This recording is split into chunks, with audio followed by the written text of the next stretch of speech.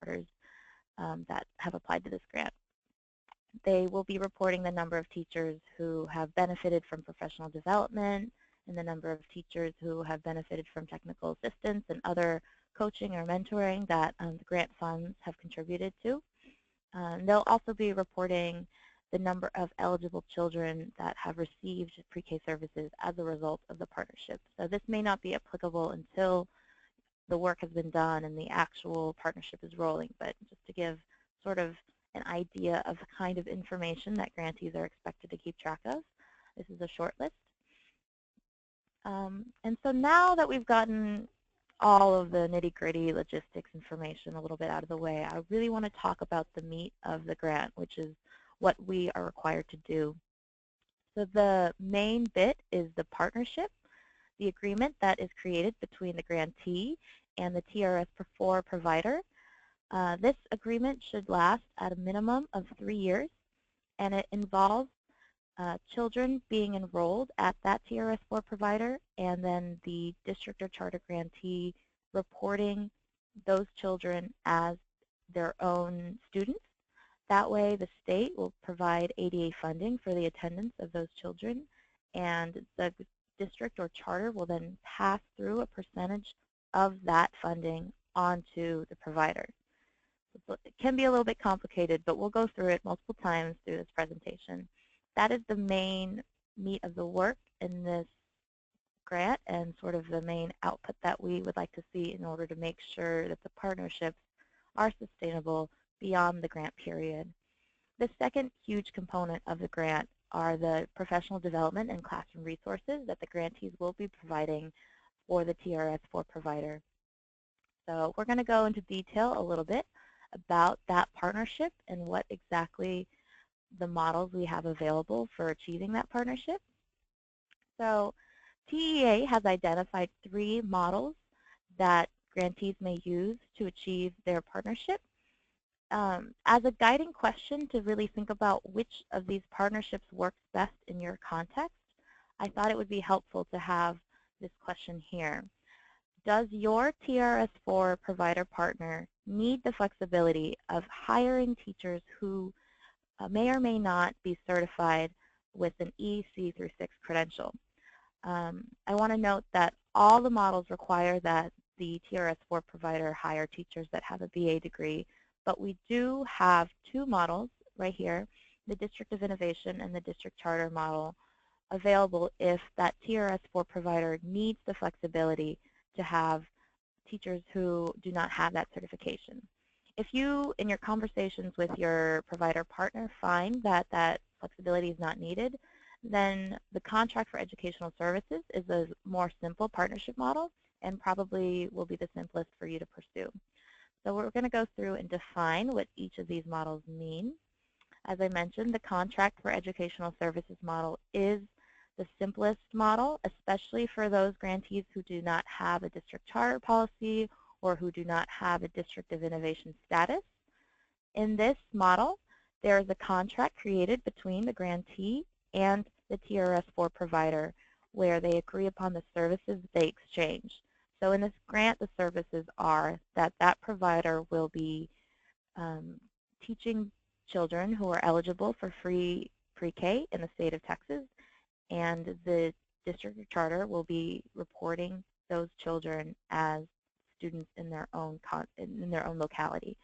So then when the state passes on funding for the attendance of those children, this contract will then specify what percentage of funding that provider will receive for those children served. So the main con of this model is that the provider must employ a teacher who has both the BA degree and an EC through 6 teaching credential. So now we're going to find the district charter. In this model, it basically means that the district is overseeing the TRS-4 provider as a charter campus. So 2 things have to be in place for this to occur. The first is that a district must already have a charter policy that is approved by the board in that district, and then the board must approve that TRS-4 provider as a charter campus. So This does not require any approval from TEA. It is fully in local control, and it does provide a flexibility and an opportunity for that provider not to be tied to an EC through 6 credentialed teacher in their classroom. The con is that it might provide or it might require a longer timeline to reach completion because it does require other parties to act. So it requires the board either to create a district charter policy if one is not created already, and then also to approve the to approve the TRS4 provider as a charter campus in that district. So finally, the last model that we have available is the District of Innovation.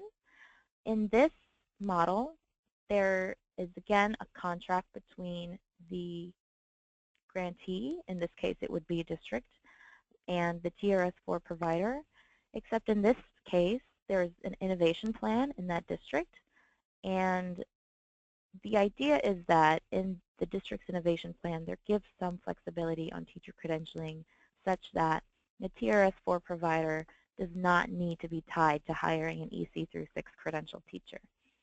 So in this model, either a district already has an innovation plan or the district creates an amendment to that plan so that there is flexibility for hiring teachers that are not EC through 6 credentialed.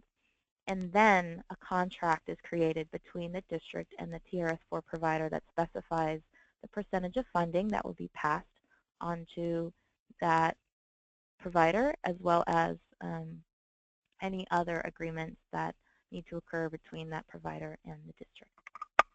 I want to be sure to highlight this little message at the bottom.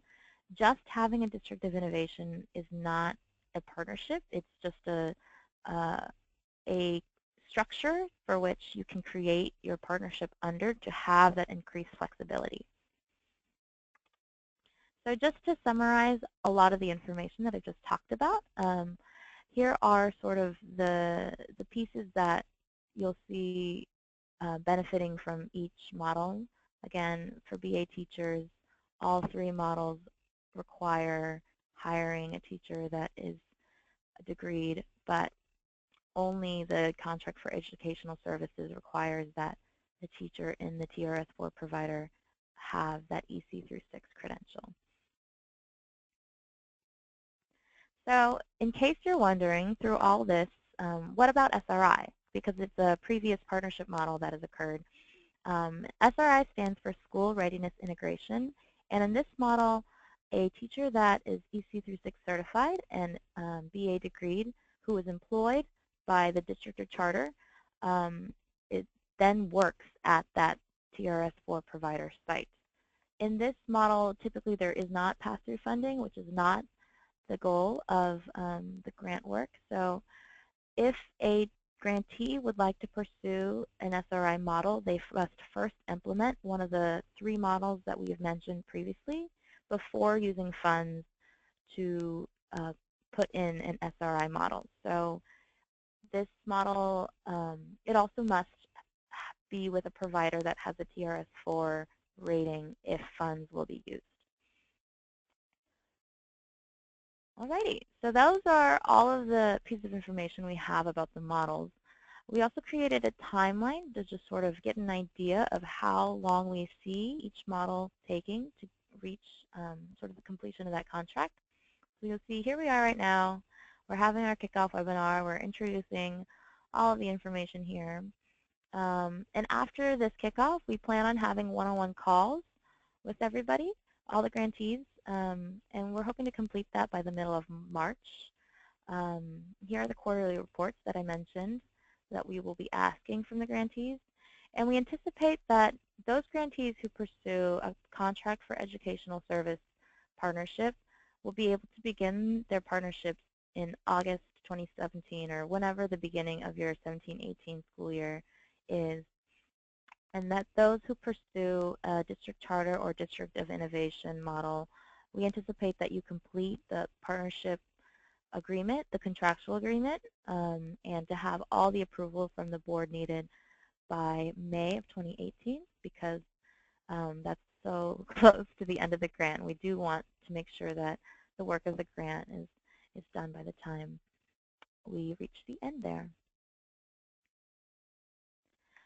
So going back to the big grant requirements we have, in addition to the partnership that is created between the district or charter and the TRS-4 provider, we want to make sure that we talk about the professional development and the classroom resources that the grantee will be providing for the TRS-4 provider. So I'm going to zoom in a little bit on that professional development piece. Within the grant, it is required that the grantee provides teacher training, instructional coaching, technical assistance for the staff of the TRS-4 provider. Now, this can come in the form of professional development that the district or charter is already offering, or it can be contracted out to a third party to provide for that TRS-4 provider. Also required in this grant are managing class observations in provider classrooms. So having somebody sit in the classroom and use the class tool that measures interactions between teachers and children. It's supposed to look at a context without factoring in the environment, so it's really focusing on just what the teacher is doing with the students. So in order to complete these class observations, grantees have a number of opportunities. They can contract that service out to a third party. That third party may be a Head Start center who has class-trained observers, or a university partner who can manage the training and hiring of people to do class observations. Or it could be contracted out to another district who already has class-trained observers. If a grantee would like to use the funding to train somebody in their own staff or somebody at the TRS-4 staff to do the class trainings, that's also acceptable and probably a more sustainable plan if it is ensured that that person who is trained can stay at that context to provide that service for the grantee and for the TRS-4 provider. So finally, we're going to talk about the classroom resources that grantees should be providing for their TRS-4 provider. The first is high-quality curriculum that will scaffold the children at that TRS-4 provider into being ready for what is happening at the kindergarten classroom of the district or charter grantee. So that might mean that the grantee is purchasing curriculum for the provider, or that they're sharing curriculum that they already have. Grantees should be showing that they're making efforts to really think about the alignment of how that curriculum connects with what's happening in the classrooms in pre-K and in kindergarten of the district or charter. In addition, we want all grantees to be able to provide a student progress monitoring tool to TRS-4 providers. If you're looking for a free tool, Children's Learning Institute, CLI, they provide Circle CLI Engage for free, and they will also be creating a kindergarten readiness assessment in coming months, so that the kindergarten readiness assessment is actually also required for the district or charter grantee to do in their kindergarten classrooms for the incoming children, just to measure the development of children across multiple domains. So at the completion of this slide, I want to open up the space for any questions that anybody has. But before we get to that, I just want to be clear that we do have a couple resources coming out. If you found that the information on the different models was confusing or overwhelming, we do have an interactive tool that the grantees may use to click through and sort of try to understand what the requirements are and what in their context will fit with those requirements. And we'll also have the information in this presentation in a more detailed manner in an implementation guide that we will be releasing shortly. And to sort of follow up after this call, if you'll look on the right-hand toolbar under the handout section, it should be right above this chat box. You'll see a file called webinarfollowup.docx. So if you could download that form, and it basically just asks for some feedback from this presentation as well as questions you may have And I'd like to get all the grantees' availability so that we can have one-on-one calls and really talk about what might be confusing for you or what your context might be in order to help choose a plan of implementation that works for you. And if you complete that document, I'd like for you to send it to my email there. There's my face so that you have something to attach my disembodied voice to. Again, if you have any questions beyond this call about anything, you can reach me at my email or my phone. And with that, I will open up the floor to any questions that anybody has.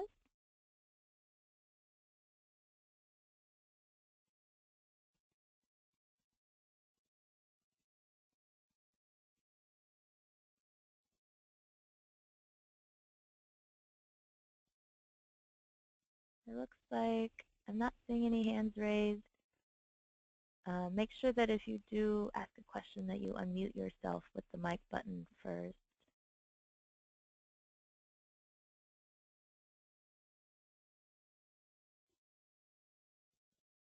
Oh, see Stacy. Hello? Did you have a question? Stacy?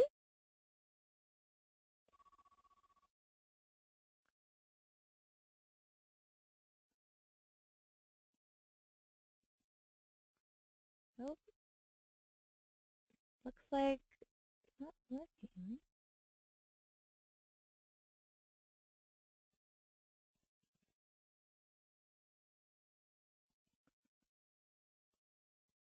Oops.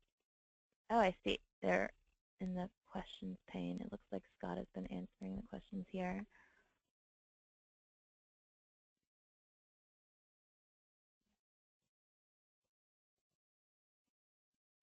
Oh, when is the kindergarten readiness test to be given? So that's actually a component that's not going to be done at the TRS-4 provider. That will be done in the context of the district or charter grantee's kindergarten classroom.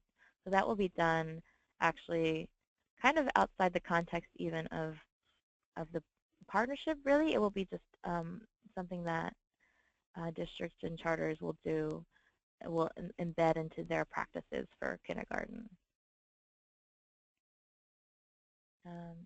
What happens if a provider decides that they no longer want to participate? Well, in order to receive grant funds, we do require that a partnership is initiated between the TRS-4 provider, a TRS-4 provider, and the district or the charter. And so we'll ask that the grantee, in order to continue receiving funds, will find another TRS-4 provider to participate and try to create a partnership with. We do understand that it is a lot to ask of the provider, and if you know, there may not be a cultural fit, there may be other complications that occur. And so the funding here is to really try to get some support as we move through the difficulty of that work and find organizations that will align well together and that will be able to have a sustainable relationship past this period, as we said, into like a minimum of a 3-year contract.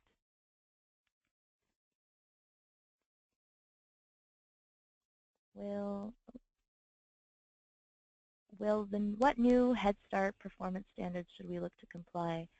So this is a different program from Head Start. And so it's a curriculum or monitoring. I think I might need to answer that in a more one-on-one call because I'm not sure I understand the question. How are the costs reimbursed during the planning periods?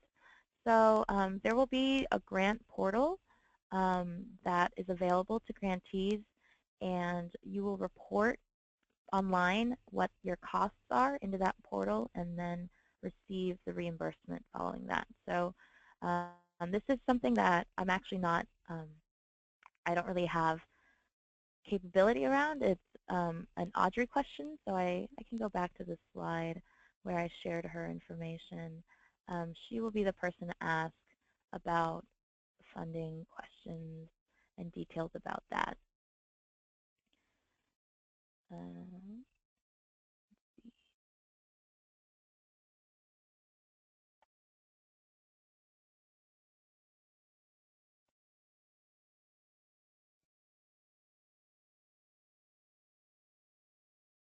Um, what if there are no other TRS 3 or 4s? I guess this is a conversation that we'll have to have a one-on-one because it is particular to a context, but we do want to make sure that if there is a partnership created between the district and the charter, that it is with a high-quality provider. So I think that is, we'll chat one-on-one about that. Um, will the grant portal be an e-grants? Yes, that's an e-grants. Is there a list of class certified providers or trainers? Um, so the class is run by a company called Teachstone, and they probably, it's possible that they have a list, but I think what will be more helpful in a particular context is to just contact if there are Head Start in your area, or if there's somebody in other nearby districts, to just contact them individually, because um, I think that it is probably more of a confidential list. It's probably not publicly available who is class certified. You'll have to contact organizations one by one in order to find out who already has people that are trained to do class. If a grant is only for 1 year, but the contract is for 3, how is teacher providing funding in years 2 and 3? This is a great question. We talked about this, I think, in an FAQ that was released a few months ago, but if the grant funds are being used to cover a teacher salary, that is meant as a startup cost for the initiation of the partnership. So the idea is that the funding for that teacher should not be coming from the grants after that first startup year. They should be coming from the ADA funding that is generated from having those students be reported as students of the district or the charter. So the idea is that in years 2 and 3, that teacher's salary is paid for by the attendance and the enrollment of children in the classroom. Will there be a conference to share the results obtained from all this? I think currently there's not a plan for it, but I think the idea of preschool partnerships is really exciting, and we're all doing work that we will hopefully be very proud of. So I think this is sort of a TBA as we understand what the work looks like and what we actually can report out. Definitely keep that in mind and see how things move along. Will the 3 grant requirements be required at the level of intensity for the entire 3 years after the grant is completed, or is a different model acceptable in years 2 and 3? It's a great question, and actually Scott created a really great little graphic to explain this. So during the grant period, we do expect that grantees will be providing that professional development and those classroom resources for the TRS4 providers. It is optional for them to continue to provide that curriculum, the professional development, any sort of marketing or recruitment that the district or charter grantee is providing. But that we do ask that that ADA funding be in place to continue in the 2nd and 3rd year. If we are using the education contract model, can the grant pay for the teacher? Yes, so the grant may pay for the teacher in that 1st year as a startup cost. However, after that 1st year, the grant will end, and so the teacher must have employment or their salary come from another source. And so in order to create a sustainable source of funding, that's why the grant or the partnership agreement should include some sort of pass-through funding so that the teacher can then be paid through the attendance of children in the classroom. Can you also send that document to us via email? It's very small and I can barely see it. Oh yeah, I will put it into the handouts, and so we can have that downloadable, and I'll make sure to email it out as well.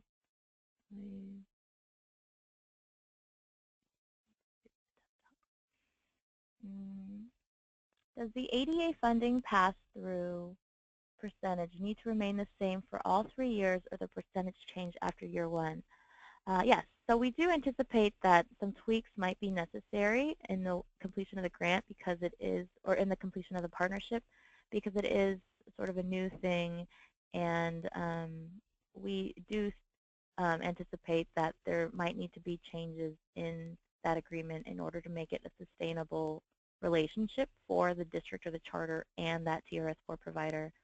So that is acceptable for that percentage to change. We're not tying the grantees to any particular um, percentage. Hmm.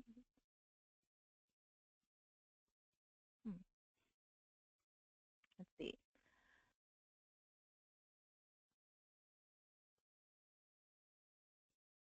How are the costs reimbursed? Oh, I already answered that one. Um,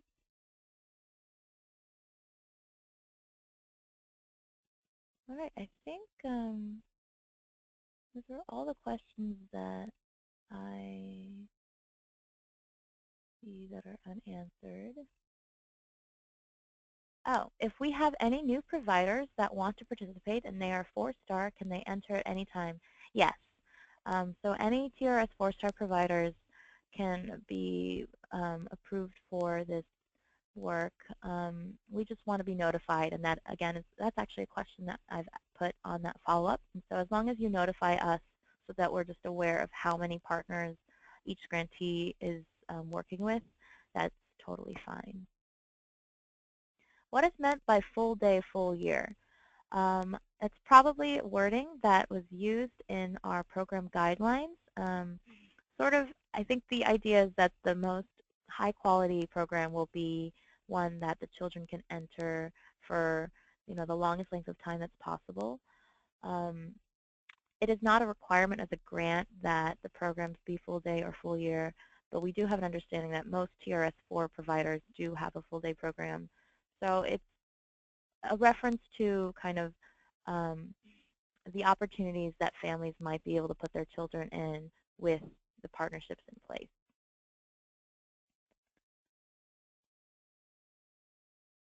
Do the children that get enrolled have to qualify, or can they be non-qualifying for students who pay for services? So in order for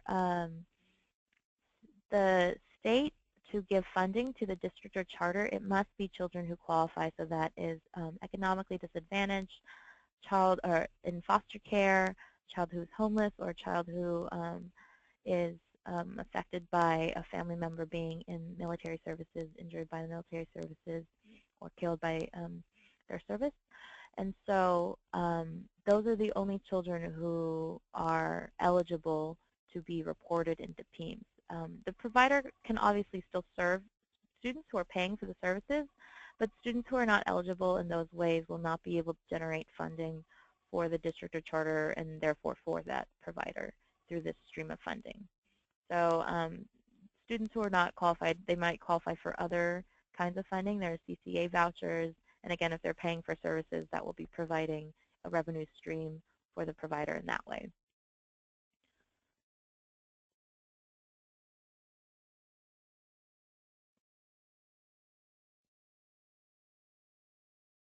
Will the PowerPoint be available after the presentation? Yes, we will put it up. I can also email it if it is not working online. Let's see. I think those are all the questions. We've got new ones down here. Oh, so a teacher can be employed for a school year calendar and daily time, but the center can cover the full day, full year piece. Is this correct? Will all questions and answers be provided afterward as well? Okay, I will. Many of these questions actually will be put into an FAQ that we're putting together in that implementation guide. So I'll be sure to um, migrate a lot of these questions and make sure that they're included there. As far as a teacher being employed, I'm not sure I understand the question. Teacher can be employed for a school year calendar and daily time. Center can cover the full day, full year piece. Yeah, I'm sorry. I don't really think I understand the question.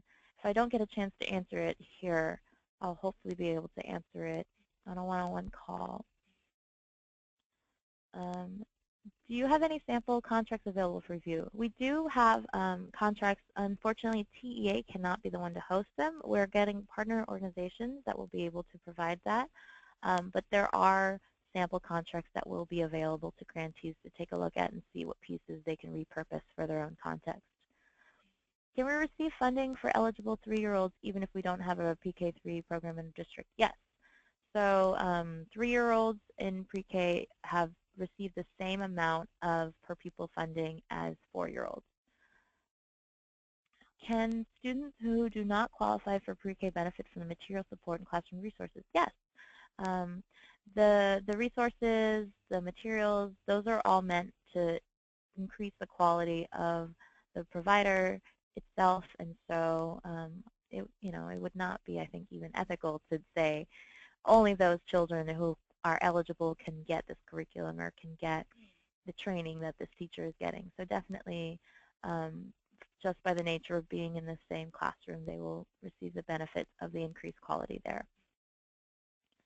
Will Q&A be available after presentation? Oh yeah, I'll make sure to include many of these questions and answers into an FAQ that we will be putting into the implementation guide that will be released shortly. Can students who do not qualify for pre-K be in the same class with the certified teacher provided by the grant? I think I'll have to read that one again. Can students who do not qualify for pre-K be in the same class with the certified teacher provided by the grant? So I think the question is asking about students who are not in that eligibility list. I think students who are not eligible will be paying for their services at the provider through another means, either through some other voucher or through an out-of-pocket expense by those parents. So they will be benefiting from that teacher. And I see, yeah, Scott has also answered that.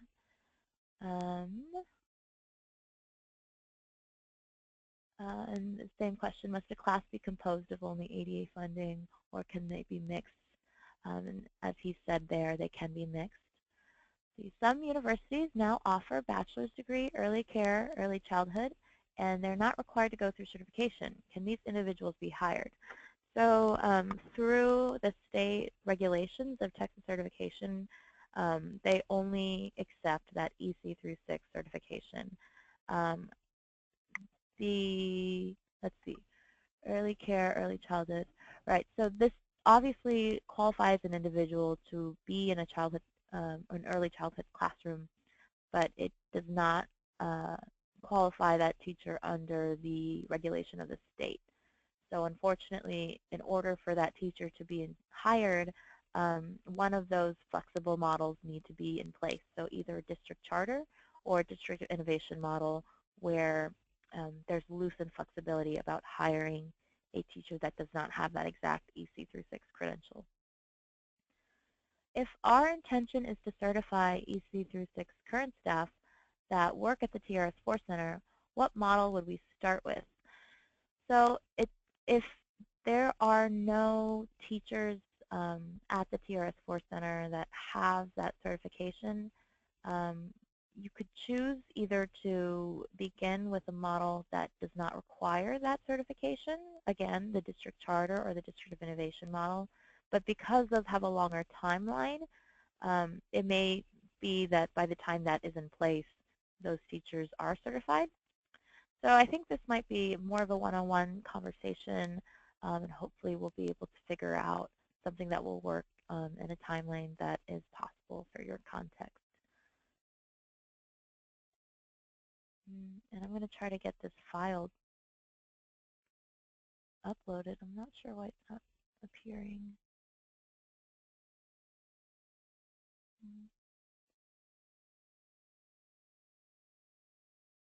Oh.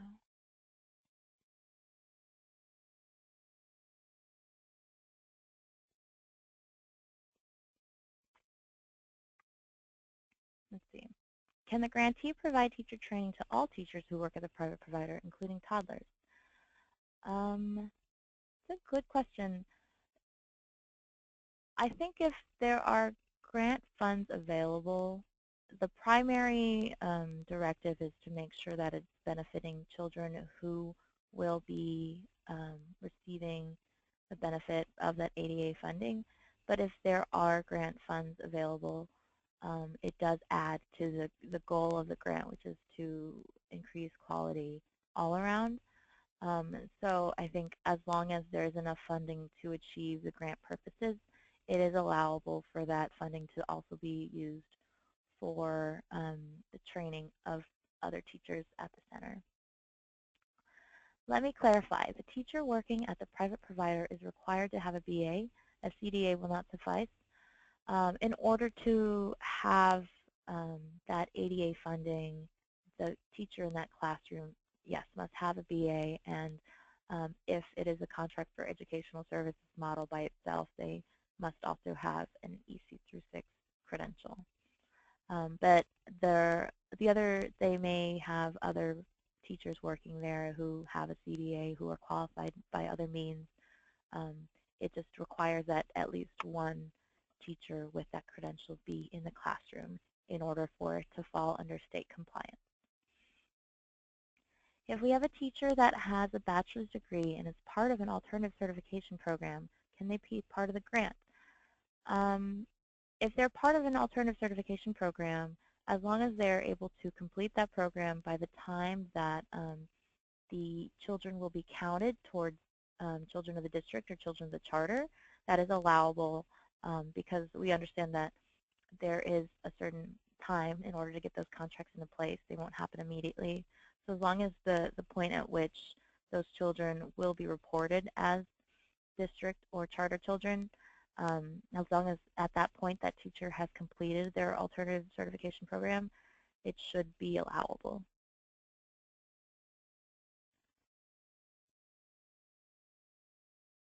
So mysterious. The document is not appearing.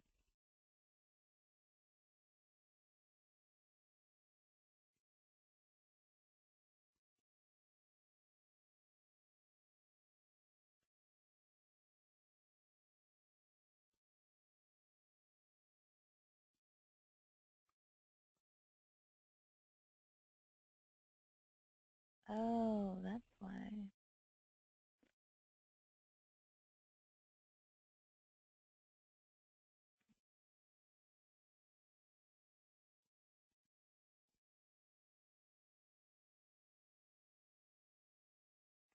see. Well, districts continue to receive ADE funds after 3 years. If it is built into the contract that these children will continue to be reported as children of the district or the charter, then they will, or I guess this is specifically asking about districts, then they will receive the ADA funds. The ADA funds are not tied to receiving this grant. In fact, any district or charter could complete the work that we're asking the grantees to complete here. They just don't have that funding and that support in order to complete that work. So that ADA funding piece is something that can happen in any context. It's just we're providing some support and funding in order to create that partnership here. After the 3-year grant cycle, does the ADA funding for the district continue, and how does that district sustain the partnership? So a very similar question. So again, that ADA funding should continue as long as the children are reported as children of the district. And it's up to the district and the private provider to continue to have conversations and continue to ensure that the way that they're managing the partnership, that the pieces of it are able to be sustainable for both of them. So we actually do have some resources on hand about how to create open lines of communication and how to manage that relationship, and so we can make that available to you. How does this affect open enrollment in charter schools? I'm not really sure how it does affect it because, again, all children who are available to be enrolled at the charter school will still be able to be enrolled there. It just means that children who are enrolled at that TRS-4 provider who qualify for free pre-K in the state of Texas can be entered as also students of that open enrollment charter. So it doesn't affect the students who are eligible to enroll in that school. It just increases um, sort of the sites that are available for parents to be able to receive funding for their children to be enrolled into pre-K.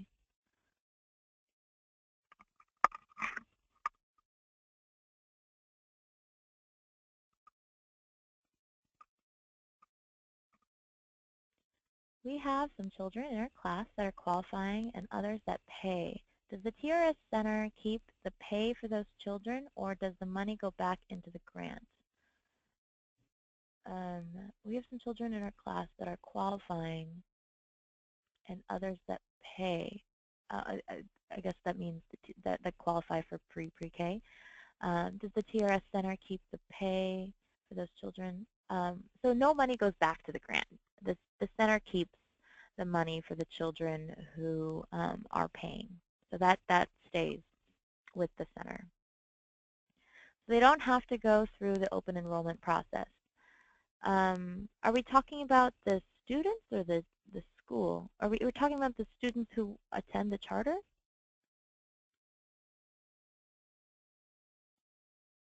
So if they are attending that TRS-4 provider, then they're technically students of the charter if the partnership is in place. And so they're not going through that process if they're simply attending the site that is that TRS-4 charter, unless the charter school would like to create some sort of process for those children. That's something that will have to be arranged specifically between the charter and the provider because it is affecting both of their services. Um, it's it's really up to the local sorry the locality to decide what they would like to do if the charter likes that process and wants to hold it, or if they just want to allow the children who are attending that provider site to just simply be counted for as students of that charter.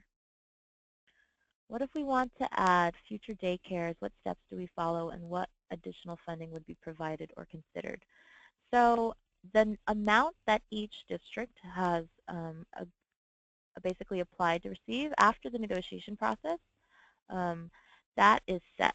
There will not be more funding from the grant funds above what has been asked for in the application and what has been approved through the negotiation process. But we welcome future centers to be partners. In order for them to qualify for grant funds, they do need to be TRS-4 rated. If you would like to add partners, you may just contact us and just let us know who exactly those partners will be.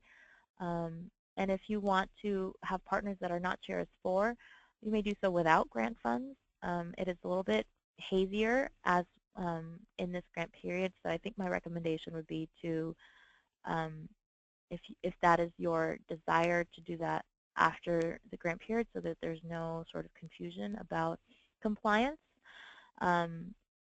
But our recommendation is that the provider is quality, and one of the measures of quality that we have available is this TRS rating system. And so we do recommend that, especially with the grant, in order to qualify, that they are TRS-4 providers. Clarification of answers above. If a district is doing the District of Innovation model, the teacher who has a BA but is going through alternative certification is not qualified to have the class generate ADA until she has her AC36. I thought only a BA was required.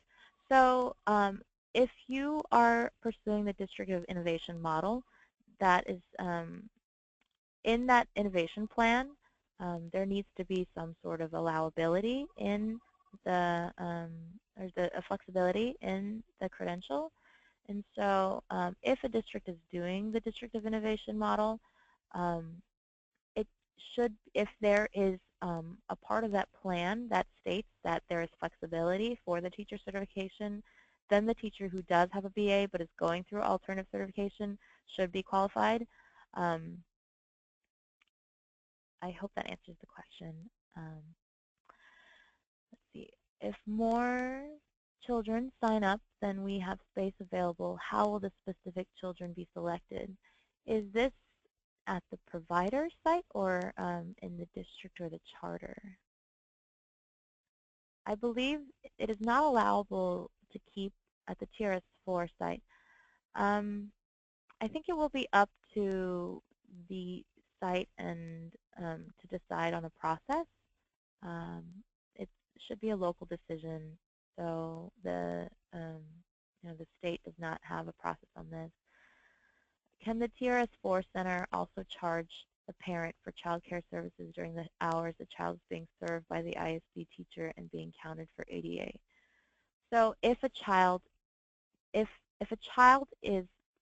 attending that TRS-4 Center during ISD hours, the ISD hours cannot count or they cannot then be charged to the parents. But if that child is in before care or after care, if there are hours that the child is attending the site that are not the ISD hours, the daytime preschool instructional hours, then those hours can then be counted towards hours that can be billed to the parents.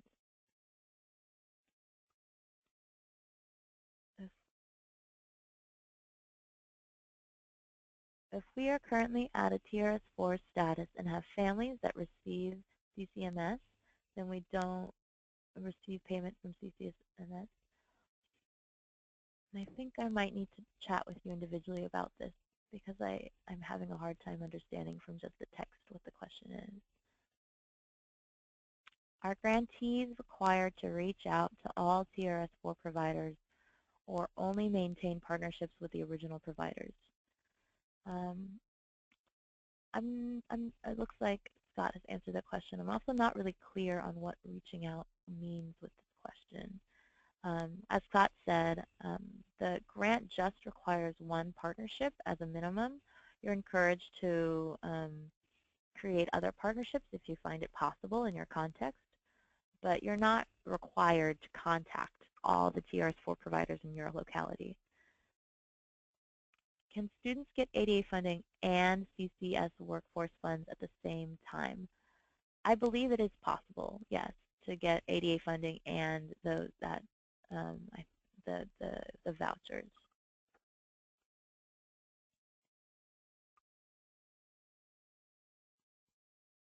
What is considered a full preschool instructional day? That, I think, will need to be defined at the local level because many districts have half-day and full-day services. It will be up to the partnership agreement created between that particular district or charter and that particular TRS-4 provider to define what the full day means in their partnership agreement. So it's a local decision. Do parents of students who qualify for pre-K pay the same tuition to private providers as those students who do not, or is the amount determined by the private provider? This is similar to a question that was asked earlier. Parents of students who have children, parents who have children who qualify for free pre-K in the state of Texas are not required to then pay tuition on those children at the provider site.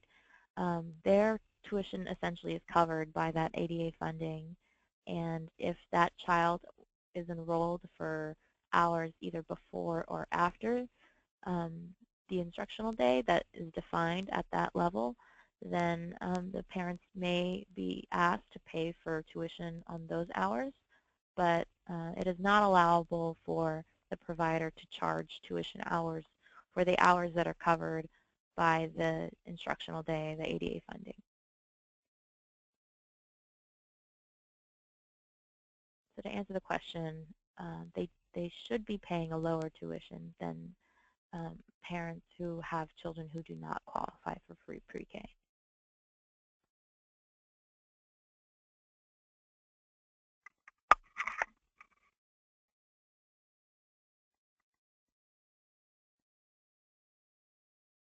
Okay, it looks like that might be the conclusion of the questions.